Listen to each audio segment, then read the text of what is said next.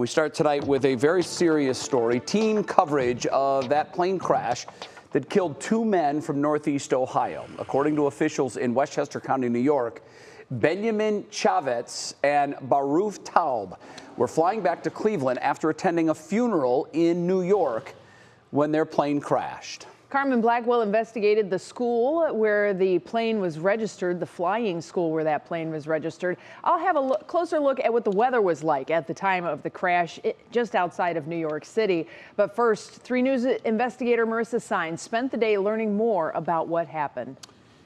Yeah, Marissa, the FAA says engine issues might have caused the plane to crash less than 30 minutes after they took off from JFK. What else do you know at this time?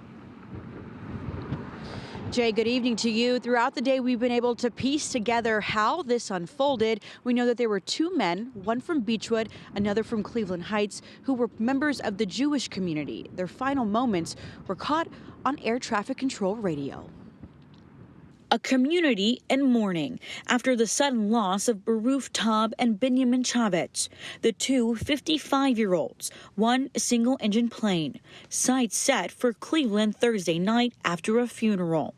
Online flight trackers show takeoff just before 5 p.m., maneuvering around a weather storm. 26 minutes later, a call for help to air traffic control. I am declaring an emergency. Our oil pressure is dropping. Oh, the engine is overriding right now.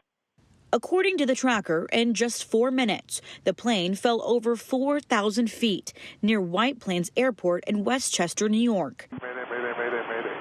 I can't see a thing up here. Then a sudden silence. I don't have anything on the... And in losing them, that is the overarching story of today. Pictures online from a worldwide Jewish news outlet, Balaz, show debris of the small plane appeared to have collided with a tree. At first, we didn't know where the plane was. The search was both on land and water.